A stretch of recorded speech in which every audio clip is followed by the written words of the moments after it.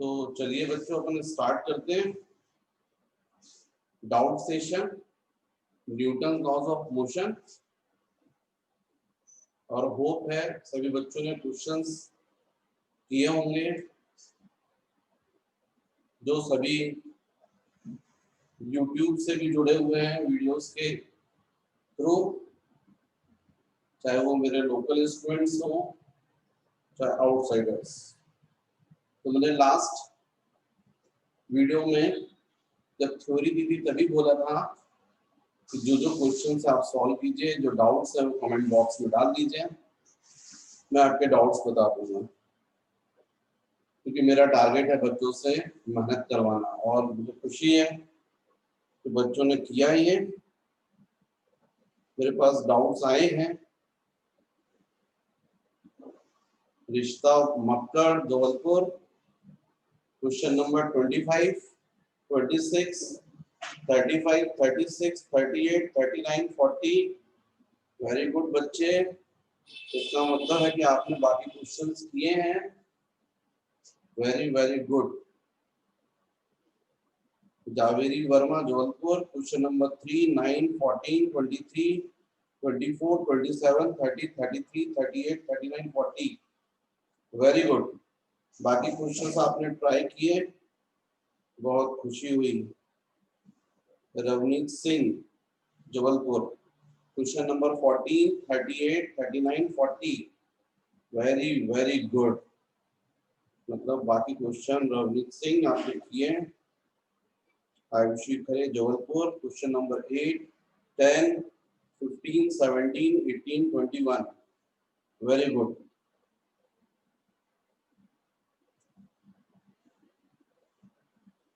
श्रद्धा Jabalpur 3, 14, 23, 24, 26, 33, 34, 38, 39, 40। Ishita Jain 9, 10, 17, 23, 24, 30, 33, 38, 39, 40। Very good. Shreya Jaiswal 2, 7, 9, 10, 14, 15, 20, 25। Very good. ठीक है बच्चों, क्या आप लोगों ने क्वेश्चंस किए जो मैं चाहता था। चलिए उनके ऊपर डिस्कशन करते हैं। तो जो शीट है, जो नए बच्चे हैं, इस वीडियो के नीचे टाइटल है, टाइटल के साइड में एरो है, एरो को क्लिक कीजिए, डिस्क्रिप्शन ओपन होगा। उस डिस्क्रिप्शन में आपको लिख दिया हुआ है, वहां से ये आप बुकलेट डाउनलोड कर लीजिए और उसके बाद क्वेश्चंस कीजिए।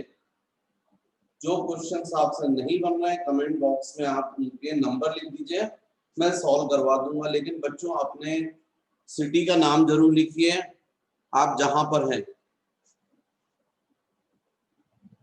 तो बच्चों क्वेश्चन नंबर मुझसे जो पूछा गया डाउट्स मैंने नोट कर लिए हैं सभी बच्चों के, और इसमें मुझसे पूछा गया है क्वेश्चन नंबर 2। और क्वेश्चन नंबर 2 है a mass of 1 kg suspended by string A, another string C is connected to its lower end, see figure. If a sudden jerk is given to C, then sudden force, sudden jerk मतलब force, sudden मतलब short time, the portion AB of string will break, the portion BC of string will break, none of the string will break, the mass will start rotating. बच्चों इसका correct answer होना चाहिए B. उसका reason है कि आपने जो अपर spring है एक्चुअली में उसमें टेंशन ज्यादा था, क्योंकि उसका वेट सस्पेंडेड था।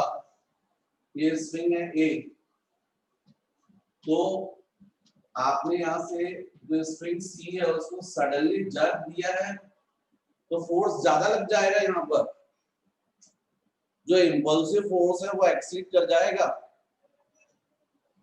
और ब्रेकिंग स्ट्रेस को क्रॉस कर जाएगा।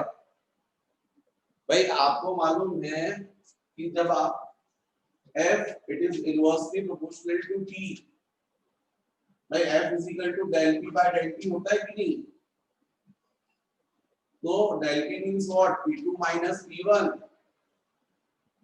change in momentum भले इनिशियल मोमेंटम 0 होगा फाइनल आप एकदम सडनली कर रहे हैं खींच रहे हैं उसको तो T यदि कम रहेगा F it is inversely proportional to T यदि T की वैल्यू कम रहेगी तो फोर्स ज्यादा लगेगा ना तो जब सडनली जब दोगे तो इस वाली स्ट्रिंग में ज्यादा टेंशन प्रोड्यूस हो जाएगा impulsive stress impulsive force breaking stress को क्रॉस कर जाएगा तो इसका करेक्ट आंसर होना चाहिए the portion BC of the string will break ये पहले टूट जाएगा इसी को यदि आप स्लो करते तो A से टूटता हो क्योंकि A पर लोड सस्पेंडेड है ऑलरेडी टेंशन है फोर्स ट्रांसमिट हो जाता वो आगे वाले क्वेश्चन में पूछा है आपसे थर्ड में इन the above question if the string C is stretched slowly definitely the portion AB of string will break क्योंकि फोर्स जो है वो ट्रांसमिट होने के लिए आपने सफिशिएंट टाइम दे दिया इसके बाद बच्चों क्वेश्चन नंबर थर्ड जो है मतलब क्वेश्चन नंबर 2 का करेक्ट आंसर होना चाहिए B और क्वेश्चन नंबर 3 का करेक्ट आंसर होना चाहिए A नेक्स्ट क्वेश्चन आपने पूछा मुझसे question number 6 a body of mass 2 kg is hung on a spring balance mounted vertically in a lift if the lift descends with an acceleration equal to acceleration due to gravity G the reading on the spring balance will be अरे body weightless हो गई ना theory में बताया था मैंने जब body weightless हो जाएगी तो वेइंग मशीन किसका वेट बताएगी रीडिंग 0 जाएगी मैंने बताया था ना जब लिफ्ट डाउनवर्ड आएगी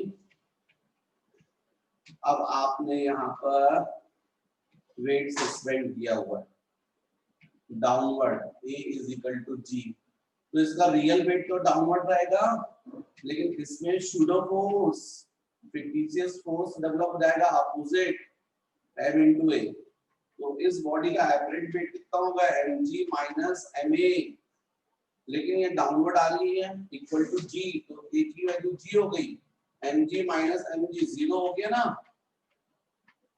इस बॉडी का एवरेज वेट 0 हो गया ना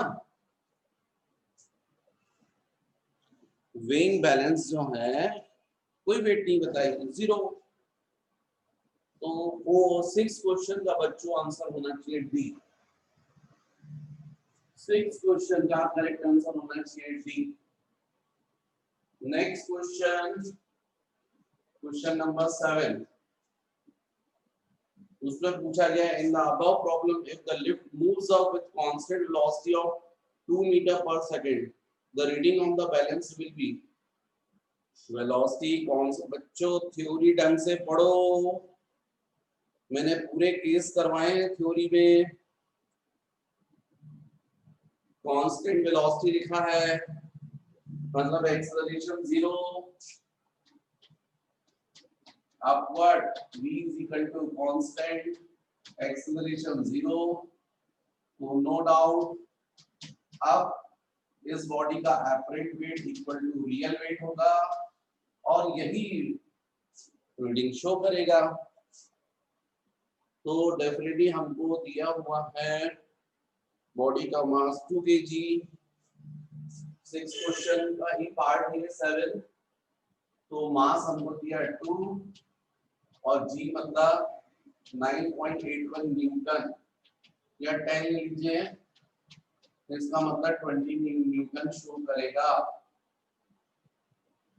तो हमको आंसर केजी वेट में है इसका मतलब 10 न्यूटन 2 केजी वेट। केजी लिखा है, आप भावनाएं समझे। मास जो होता है ना वो केजी में होता है, भावनाएं समझें उसकी। केजी वेट में होना चाहिए, तो 2 केजी वेट। फिर 8th क्वेश्चन पूछा है आपने, in the above problem if the lift moves up with an acceleration equal to the acceleration due to gravity, the reading on the spring balance will। अरे भाई लिफ्ट अब upward जा रही है, जो वेट है अपवर्ड जा रही है, A is equal to G, इसका real weight mg, fictitious force m into A, apparent weight हो जाएगा mg प्लस ma, A की वैल्यू gt है, g रख दोगे mg प्लस mg 2mg, जिसका मतलब 2 into 2 into 10 न्यूटन, 40 न्यूटन। पर यहाँ पर आंसर जो है केजी वेट के फॉर्म में है, केजी लिख दिया है, कोई बात नहीं, अपन समझ जाए केजी वेट है वो। तो बच्चों करेक्ट आंसर होना चाहिए क्वेश्चन नंबर 8 का बी, 40 न्यूटन मतलब 4 KG weight. 1 KG weight is equal to 10 Newton.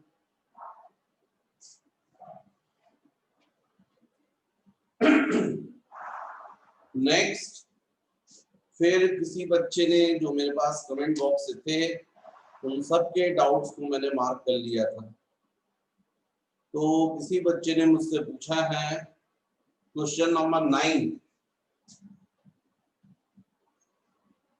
a man weighing 80 kg is standing in a trolley weighing 320 kg.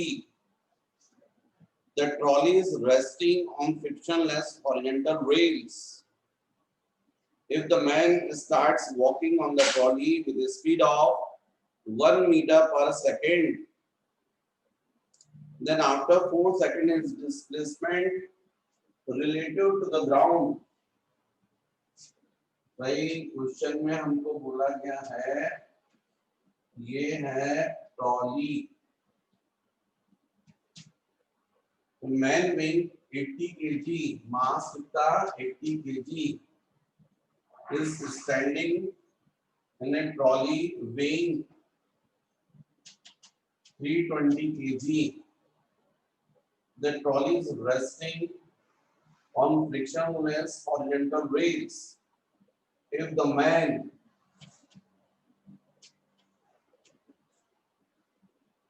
starts walking on the trolley with the speed of 1 meter per second, then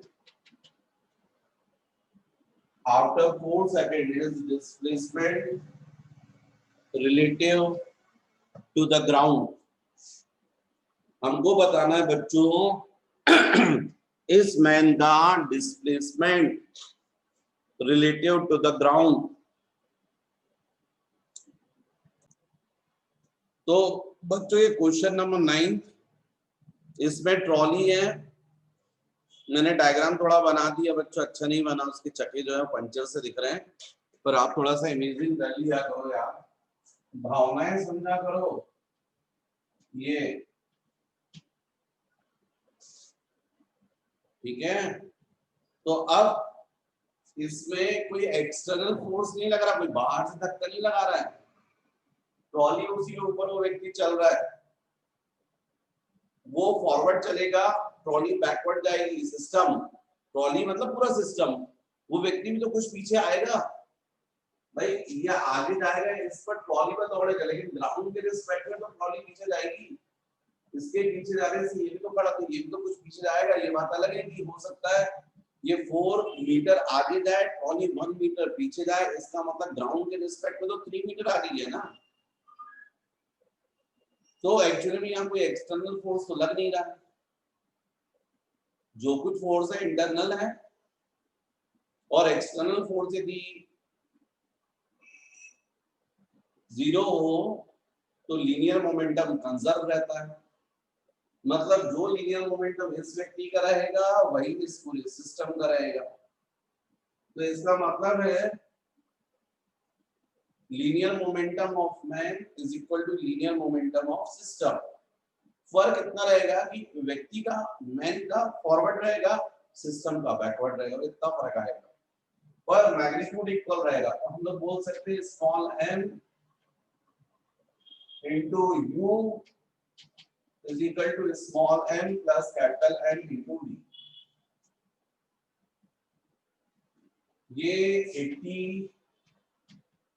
u1 80 plus 320 v नहीं पता, system कितनी velocity से पीछे आएगा भी नहीं पता, निकल जाएगा 80 upon 400 is equal to v। 1/5 0.2 metre पर सेकंड, इतनी वेलोसिटी से सिस्टम पीछे जाएगा। मैं जा रहा था 1 मीटर पर सेकंड से फॉरवर्ड, सिस्टम जा रहा है पीछे 0.2 मीटर पर सेकंड से।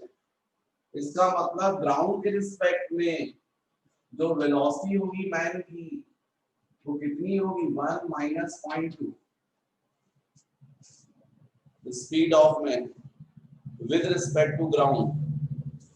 भाई 1 सेकंड में वो 1 मीटर आगे जाता, लेकिन उसी 1 सेकंड में पूरी की पूरी ट्रॉली 0.2 मीटर पीछे आ जा रही, तो ग्राउंड के रिस्पेक्ट में वो कितना चल पाया, 0.8। तो v dash is equal to 0.8 metre पर सेकंड। 1 सेकंड में इतना, speed is equal to distance upon acceleration तो नहीं है ना, तो सीधे speed is equal to distance upon time. Distance is equal to speed into time. Speed हो गई 0.8 और टाइम कितना 4 बोला है शायद, 3.2 मीटर। 3.2 मीटर जो है वो ग्राउंड के रिस्पेक्ट में चल पाएगा आगे। यदि ट्रॉली में ब्रेक लगा हुआ होता, ट्रॉली पीछे नहीं खिसकती होती, तो वो इस 4 सेकंड में 4 मीटर आगे पहुंच जाता। लेकिन प्रॉब्लम हो गया कि ट्रॉली खुद भी मूव कर रही है पीछे, बैकवर्ड, इसलिए ऐसा होगा। तो इसका मतलब जो क्वेश्चन आपने पूछा है, क्वेश्चन नंबर 9 है, इसका आंसर होना चाहिए बच्चों C, 3.2 metre. Question number 10। A machine gun is mounted on a 2000 kg car on a horizontal frictionless surface. At some instant, the gun fires bullets of mass 10 gram with a velocity of 500 meter per second. With respect to the car, the number of bullets fired per second is 10. The average thrust on the system is, एक bullet का मास दिया है 10 ग्राम और 500 metre पर second से fire हो रहा है, तो इनिशियली तो डेफिनेटली जो बुलेट रहेगी उसकी वेलोसिटी 0 रहेगी, गन की भी, और 500 मीटर पर सेकंड से जब फायर करो तो मोमेंटम चेंज हुआ 1 का, समझे? तो एवरेज थ्रस्ट बताना है अपन को, thrust, the number of bullets fired per second is 10, frequency given है। यहां पर बच्चों जो आप लोग को मैंने फॉर्मूला बताया था थ्रस्ट ऑन रॉकेट थ्योरी में, तो बस फर्क इतना है कि उसमें रॉकेट अपवर्ड जा रहा था, फ्यूल बर्न होकर बाहर आ रहा था, डाउनवर्ड आ रहा था, तो मास चेंज हो रहा था ना। तो आपका थ्रस्ट का फॉर्मूला क्या था, dm upon dt into you, ये था थ्रस्ट का फॉर्मूला। यहां भी तो सेम केस हो रहा है, कार के ऊपर गन जो है वो माउंटेड है, कंटिन्यूअस बुलेट फायर हो रही है, बुलेट्स के निकलने से मास कम होता जाएगा ना। 1 सेकंड में 10 बुलेट्स निकल रही है और 1 बुलेट का मास 10 ग्राम है, तो 10 बुलेट्स का मास कितना हुआ? 10 इंटू 10 100 ग्राम, मतलब 100 ग्राम पर सेकंड मास क्या हो रहा है? डिक्रीज हो रहा है। कितनी वेलोसिटी से? तो क्वेश्चन में वो वेलोसिटी हमको गिवन है 500। तो बस थ्रस्ट की वैल्यू निकल आई भाई। फोर्स थ्रस्ट क्या बोलोगे? कौन सा क्वेश्चन है? 10। Force is equal to dm by dt into u। dm by dt कितना होगा? मास, चेंज इन मास पर सेकेंड। तो यदि केवल एक बुलेट निकलती तो 10 ग्राम कम हो जाता। 1 सेकंड में केवल एक सिंगल बुलेट निकलती तो 10 ग्राम मास कम हो जाता। 2 निकलती तो 20 ग्राम कम हो जाता। कितनी निकल रही है? 10, तो 10 इंटू दिस पर सेकेंड, इसका मतलब 100 ग्राम मतलब 0.1 kg पर सेकेंड। तो ये क्वेश्चन अपन उसमें कर रहे हैं ना ऐसा ही सिस्टम में। तो फिर बचे क्या आपका? F is equal to dm by dt हो गया 0.1 और वेलोसिटी कितना गिवन है? 500, इसका मतलब 50 न्यूटन। जो थ्रस्ट लगेगा वो कितना लगेगा? 50 न्यूटन थ्रस्ट लगेगा, 50 न्यूटन। नेक्स्ट बच्चों क्वेश्चन नंबर डाउट है आपका 14 और 14 क्वेश्चन में पूछा गया मुझसे a block of mass small m is placed on a smooth wedge of inclination theta. The whole system is accelerated horizontally so that the block does not slip on the wedge. The force exerted by the wedge on the block will be। ये question मुझसे पूछा गया है, question number 14। तो इसके लिए हमको force find करना है। फिर से एक बार रीड करता हूं। A block of mass m is placed on a smooth wedge of inclination theta। ये हो गया वेज, इंक्लिनेशन थीटा, ये block. The whole system is accelerated so that the block does not slip on the wedge. The force exerted by the wedge on the block by wedge। Actually में क्या हो रहा होगा कि यहाँ पर wait जो है वो वर्क कर रहा होगा डाउनवर्ड।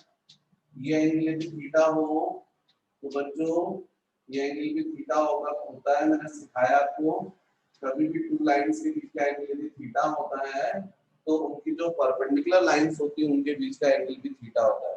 तो हॉरिजॉन्टल की परपेंडिकुलर वेट और इसकी परपेंडिकुलर ये, तो ये कंपोनेंट हो जाएगा mg cos थीटा और ये कंपोनेंट हो जाएगा mg sin थीटा और यहाँ होना चाहिए नॉर्मल रिएक्शन R। अब हमको यहां से फोर्स लगा रहे हैं,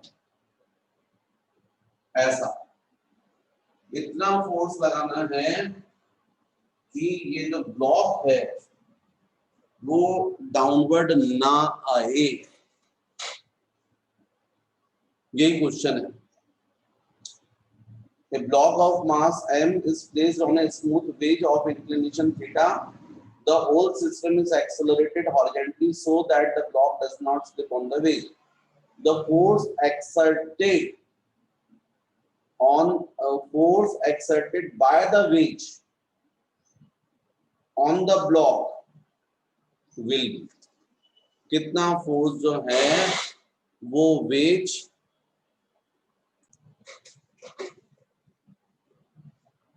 भैया इस क्वेश्चन में यदि ऐसा होगा तो वेट जो है वो नॉर्मल रिएक्शन आर लगाता और ये आर होता है mg cos थीटा। लेकिन अभी कंडीशन बदली हुई है, समझे? यहाँ पर ये वेट हो गया, ये फोर्स लगा है, सपोज m इंटू ए, वेट को एक्सेलरेट किया गया और ऐसा करने से ब्लॉक जो है वो चिपका हुआ है, गिर नहीं रहा है। निश्चित रूप से इस ब्लॉक में अपोजिट डायरेक्शन में क्या प्रोड्यूस जाएगा? शुगर फोर्स m इंटू ए। यहाँ पर ये एंगल हमको थीटा गिवन है, इस ब्लॉक का वेट mg होगा।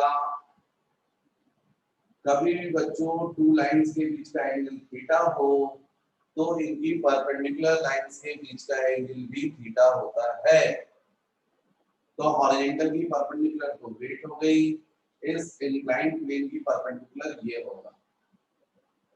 तो ये एंगल थीटा है तो ये एंगल भी थीटा होगा। कभी भी टू लाइंस के बीच का एंगल थीटा हो तो परपेंडिकुलर लाइंस के बीच का एंगल थीटा होता है। तो हॉरिजॉन्टल की परपेंडिकुलर ये और इसकी परपेंडिकुलर, तो इसलिए mg का ये वाला कंपोनेंट हो जाएगा mg cos थीटा और ये कंपोनेंट हो जाएगा mg sin थीटा। mg से आपको कोई लेना देना नहीं है, उसको बांट लिया आपने, दो पार्ट में रिजॉल्व कर लिया। अब अपन बात करते हैं इस साइड में जो अपोजिट डायरेक्शन। तो यदि ये एंगल थीटा है और यदि हम यहाँ पर MA, यदि ये एंगल थीटा होगा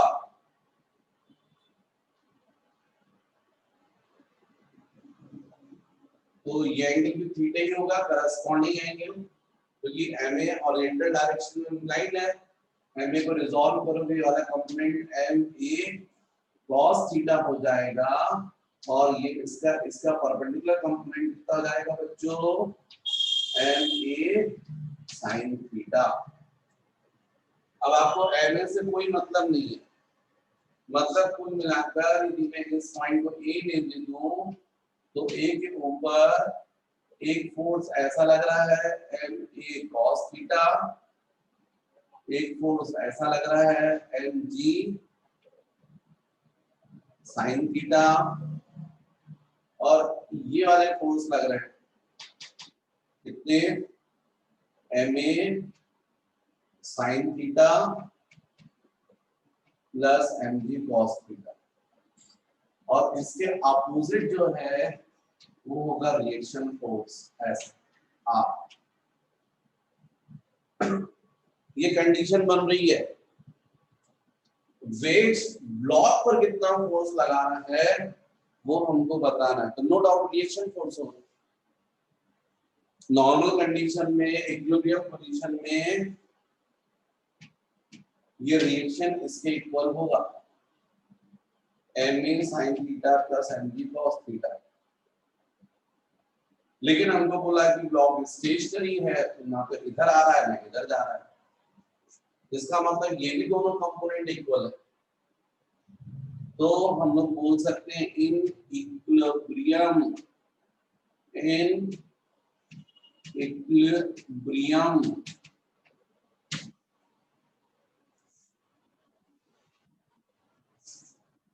MA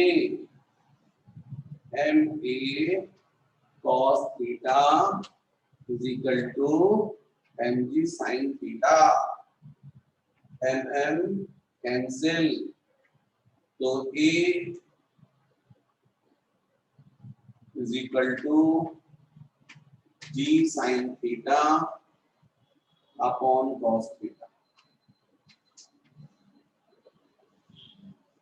इतना एक्सेलरेशन प्रोवाइड करना पड़ेगा भैया वेज को ताकि वो ना गिरे।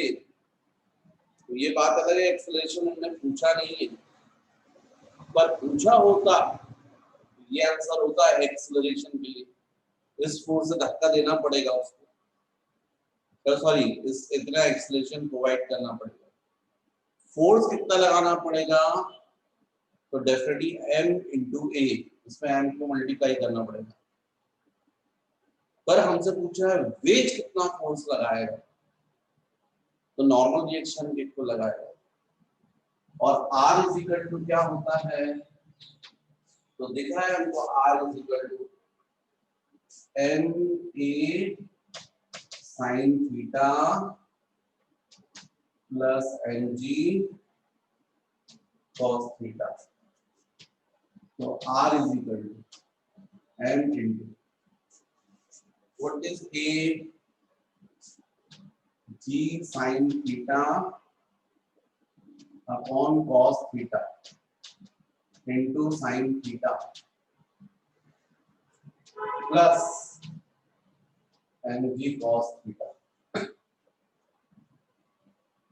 बच्चों ये R में से MG कॉमन निकल गया, यहाँ पर हो गया साइन स्क्वायर थीटा, यहाँ पर हो गया कॉस थीटा, यहाँ पर कॉस थीटा बचेगा क्योंकि MG आपने कॉमन निकाली। एलसीएम में लो कॉस थीटा, ये हो गया sine square theta plus cos square theta,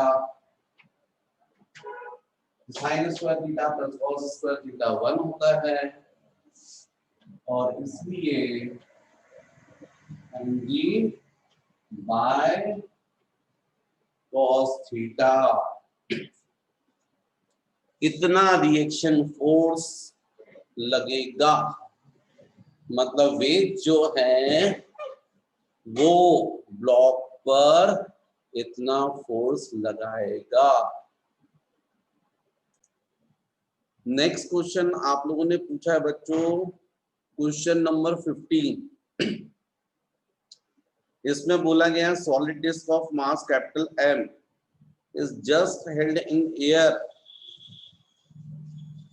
horizontally by throwing 40 stones per second vertically upward to strike the disk each with a velocity of 6 meter per second. If the mass of each stone is given 0.05 kg, what is the mass of the disk?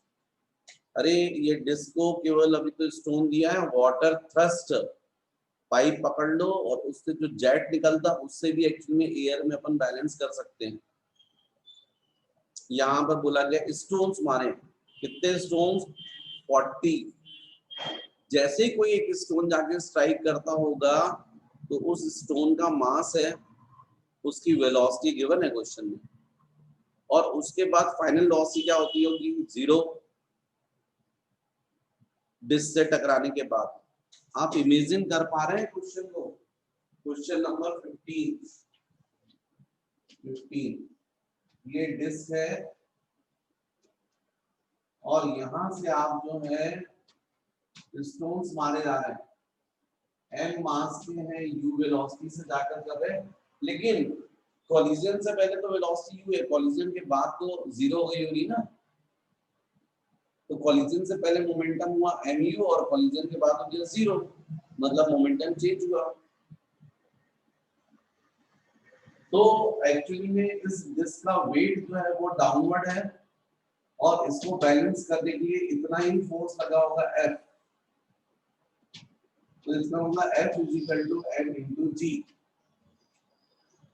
अभी जो upward force लगा है ये किसने लगाया? ये जो stones ने जाकर कॉलिजन किया उनने। एक स्टोन कितना फोर्स लगाएगा? Equal to dp/dt।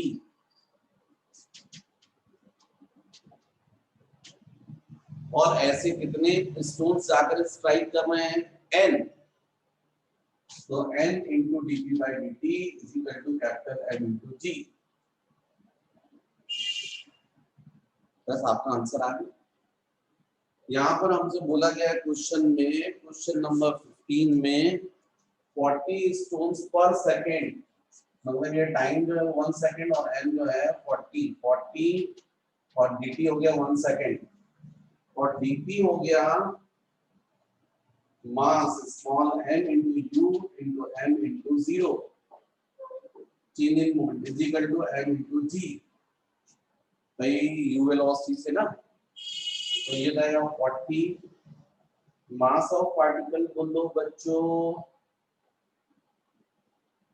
0.05, 0.05 किस वेलोसिटी से 6 से -0 इज इक्वल टू मास बताना है मास ऑफ दिस मास तो जी ले लीजिए फिर 10 और मिल जाएगा 40 into 5 by 100 into 6 by 10 is equal to capital M। ये कैंसिल हो गया 4 कितना हो गया बच्चों 30 into 120 by 100 मतलब 1.2 kg राइट। ये आंसर कितना मास होगा डिस्क का 1.2 kg। बच्चों मैं हट जाता हूँ ना, आपको यदि कुछ नोट वोट करना हो तो आप वीडियो को रोक कर अपना कर सकते हैं। तो नेक्स्ट पूछा गया बच्चों आप लोगों ने question number 17। A lift is going up. The total mass of the lift and the passengers is 1500 kg. The variation in the speed of the lift is as given in the graph. The tension in the rope pulling the lift at t is equal to 11 second will be। समझे, tension पूछ रहे हैं, tension in the rope pulling the lift at t is equal to 11 second 11 second will be। वो देख के समझ में आ रहा है ग्राफ, स्पीड और टाइम ग्राफ 0 से लेके 2 सेकंड तक लिफ्ट। अच्छा असेंडिंग बोला है क्या, हाँ गोइंग अप असेंडिंग, तो वेलोसिटी इंक्रीज हुई है 2 सेकंड तक, कंटिन्यूस बढ़ी है 2 सेकंड तक, कितनी हो गई है 3.6 मीटर सेकंड तक बढ़ी है, और 2 सेकंड से लेके 10 सेकंड तक लिफ्ट चली है कांस्टेंट स्पीड से, फिर स्पीड नहीं बदली। लेकिन 10 के बाद स्पीड डिक्रीज होना चालू हो गई है 12 सेकंड तक, और वो भी फाइनली 0 हो गई 12 सेकंड पर। हमको बताना है the tension in the rope pulling the lift.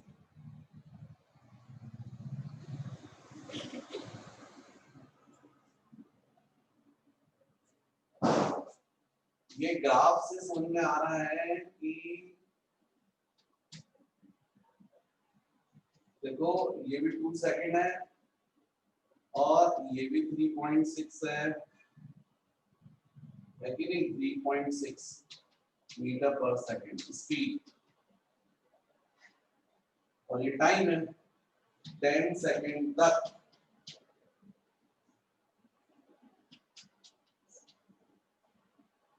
Ten second में स्टार्टिंग, सॉरी ये 10 सेकंड और फिर ये 12 हो गया,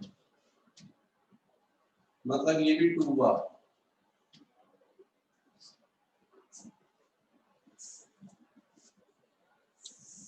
तो वेलोसिटी डिक्रीज हुई है जिसको रिटार्डेशन बोलते हैं, जा ऊपर रही है पर रिटार्डेशन है। तो हमको मालूम है स्पीड टाइम ग्राफ का जो स्लोप होता है थीटा, ये क्या रिप्रेजेंट करता है acceleration a is equal to v by t। v कितना है हाइट 3.6, टाइम कितना है 2 1.8। ये जब वेलोसिटी इंक्रीज हो रही थी और सेम थीटा यहां भी होगा, लेकिन ये एंटी क्लॉकवाइज है, हॉरिजॉन्टल के साथ ऐसा एंगल बना है, यहाँ हॉरिजॉन्टल के साथ क्लॉकवाइज है, मतलब क्लॉकवाइज एंगल का मतलब रिटार्डेशन नेगेटिव। तो इसलिए यहाँ पर for BC A is equal to minus 1.8 metre पर सेकंड स्क्वायर। जब लिफ्ट अपवर्ड जाएगी तो जो बॉडी इसमें होगी उसका वेट mg प्लस ma होता है, तो एपरेंट वेट इतना होगा, जितना एपरेंट वेट होगा उतना ही तो टेंशन आएगा। तो tension T is equal to mg plus ma। अब n की वैल्यू 1500 kg, g 10 1500 इंटू -1.8, क्योंकि 11 सेकेंड जो है वहां पर पूछा है, तो 11 सेकेंड में तो नेगेटिव हो चुका है ना a की वैल्यू, तो t is equal to 1500 common निकल गया, 10 माइनस 1.8 8.2,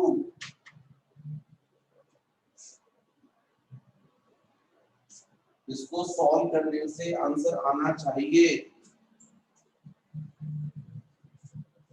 तो कितना होगा बच्चों ये, यदि अपन इसको ऐसा करें तो, अच्छा ये 10 माइनस 1.8 3.6 सब तो सही है, तो जाएगा 1500 इंटू 82/10 कैंसिल, 150 इंटू 82, तो टेंशन की वैल्यू जाएगी 150 82 इंटू 15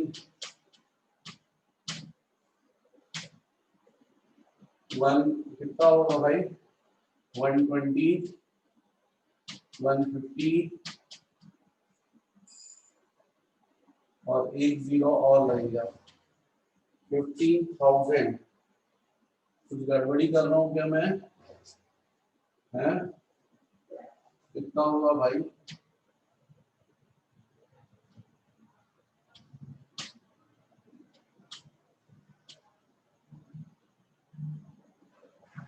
कितना होगा 5 10 1, कभी कभी ये स्थिति खड़ी हो जाती है,